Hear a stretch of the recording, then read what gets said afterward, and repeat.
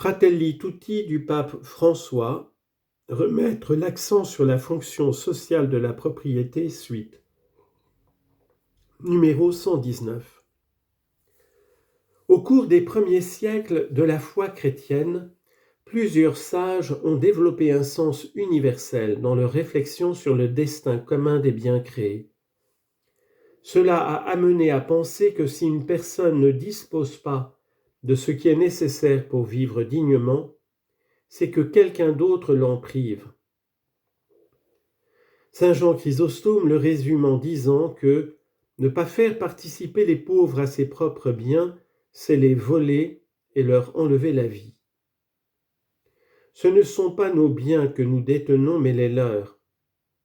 Ou en d'autres termes, comme l'a affirmé saint Grégoire le Grand, quand nous donnons aux pauvres les choses qui leur sont nécessaires, nous ne leur donnons pas tant ce qui est à nous que nous leur rendons ce qui est à eux.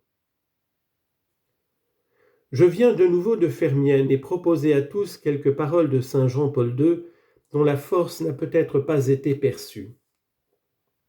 Citation. « Dieu a donné la terre à tout le genre humain pour qu'elle fasse vivre tous ses membres sans exclure ni privilégier personne. »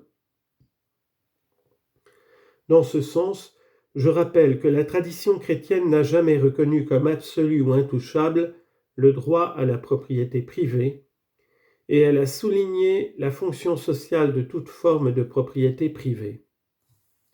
Ce principe, le principe de l'usage commun des biens créés pour tous, est le premier principe de tout l'ordre éthico-social.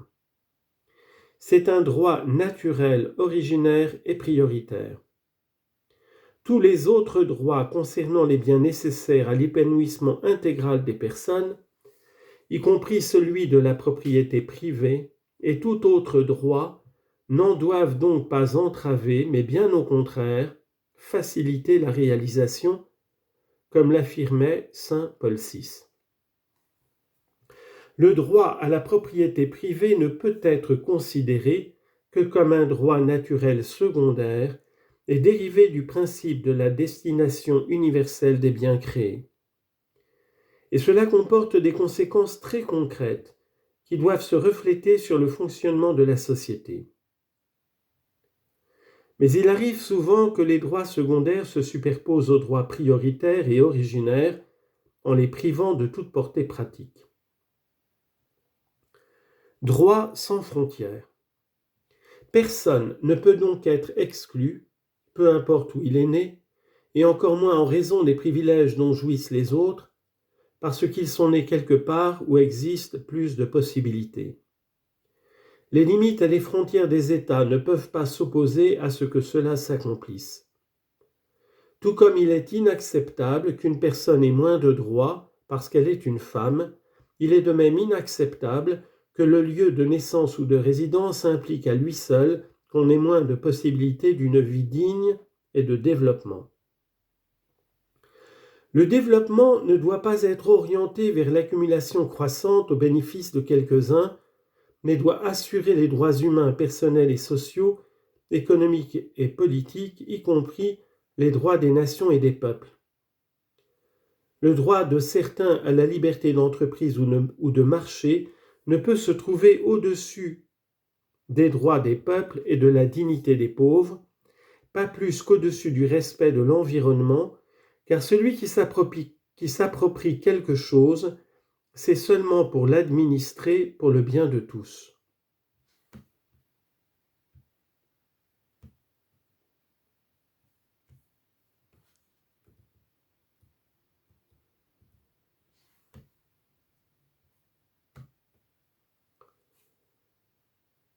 Certes, l'activité des entrepreneurs est une vocation noble, orientée à produire de la richesse et à améliorer le monde pour tous. Dieu nous promeut, il attend de nous que nous exploitions les capacités qu'il nous a données, et il a rempli l'univers de ressources. Dans ses desseins, chaque homme est appelé à se développer, et cela comprend le développement des capacités économiques et technologiques d'accroître les biens et d'augmenter la richesse. Mais dans tous les cas, ces capacités des entrepreneurs, qui sont un don de Dieu, devraient être clairement ordonnées au développement des autres personnes et à la suppression de la misère, notamment par la création de sources de travail diversifiées. À côté du droit de propriété privée, il y a toujours le principe, plus important et prioritaire, de la subordination de toute propriété privée à la destination universelle des biens de la terre, et par conséquent, le droit de tous à leur utilisation. Le droit des peuples, les droits des peuples.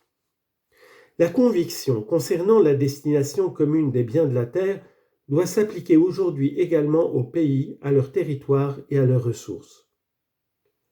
En considérant tout cela non seulement du point de vue de la légitimité de la propriété privée et des droits des citoyens d'une nation déterminée, mais aussi à partir du principe premier de la destination commune des biens, nous pouvons alors affirmer que chaque pays est également celui de l'étranger, étant donné que les ressources d'un territoire ne doivent pas être niées à une personne dans le besoin provenant d'ailleurs.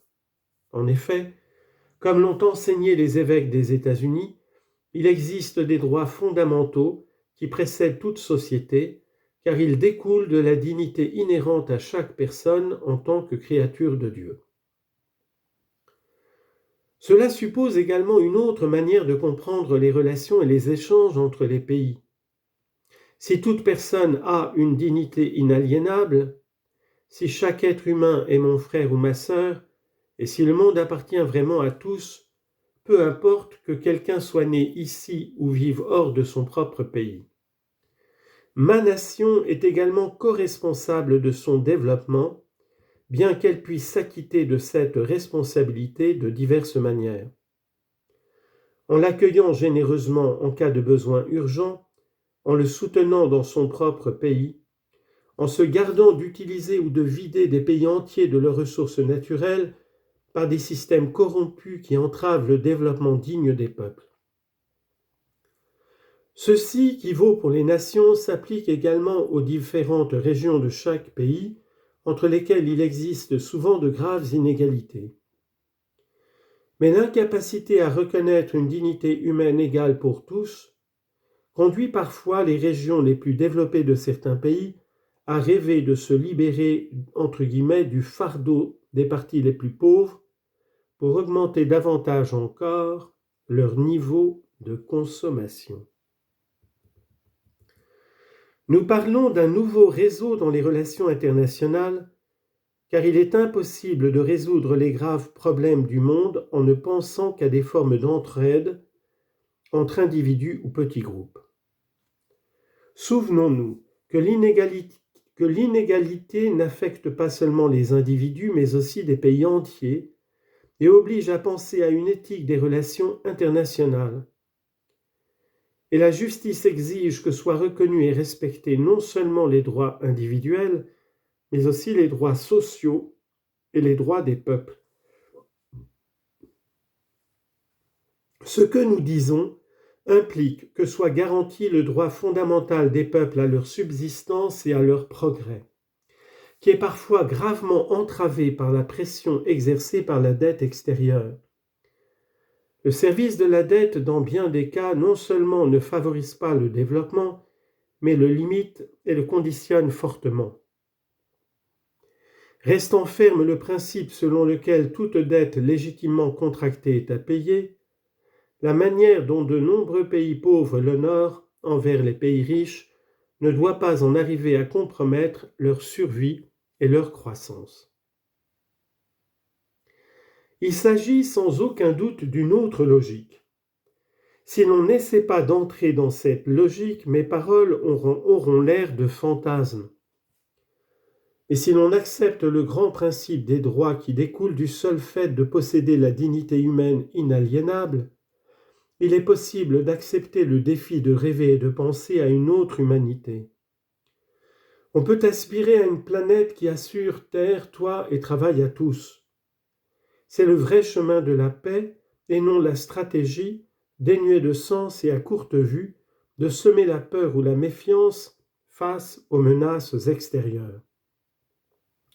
En effet, une paix réelle et durable n'est possible qu'à partir d'une éthique globale de solidarité et de coopération au service d'un avenir façonné par l'interdépendance et la coresponsabilité au sein de toute la famille humaine.